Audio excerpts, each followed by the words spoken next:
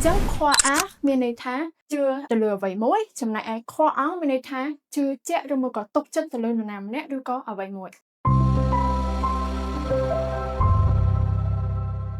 Bonjour à tous, je m'appelle Liné, je suis enseignante au CDL. អញ្ចឹងសួស្តីទាំងអស់គ្នាថ្ងៃនេះយើងនឹងមករៀនអំពីភាពខុសគ្នារវាងកិរិយាសព្ទខ្វះអាហើយនិងខ្វះអងអញ្ចឹងពីរហ្នឹងកិរិយាសព្ទតែមួយប៉ុន្តែធ្នាក់វាខុសគ្នាមួយប្រើធ្នាក់អាហើយមួយប្រើធ្នាក់អង Voilà អញ្ចឹងខ្វះអាមានន័យថាជឿទៅលើអ្វីមួយចំណែកឯខ្វះអងមានន័យថាជឿជាក់ទៅលើឬមកក៏ទុកចិត្តទៅលើនរណាម្នាក់ឬមកក៏អ្វីមួយ Oui, donc on va voir croire à ça veut dire penser que quelque chose existe ou est vrai មានន័យថាជឿទៅលើអ្វីមួយ Voilà exemple elle croit à la chance មានន័យថានាងជឿទៅលើឱកាស Oui ឬមកក៏នាងជឿទៅលើសំណាង Voilà ទី2 nous croyons à cette histoire មានន័យថាពួកយើងជឿទៅលើរឿងមួយនេះ Voilà ហើយចុងក្រោយ je crois à la justice មានន័យថាខ្ញុំជឿទៅលើយុត្តិធម៌ Oui ចឹងហ្នឹងគឺ croire à យើងមកលើ croire en វិញម្ដង donc croire en ça veut dire avoir confiance en quelqu'un ou en quelque chose មានន័យថាជឿជាក់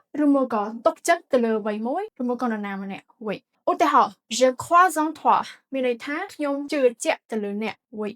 mes parents croient en moi មានន័យថាឪពុកម្ដាយរបស់ខ្ញុំជឿជាក់មកលើខ្ញុំ Oui ហើយចុងក្រោយ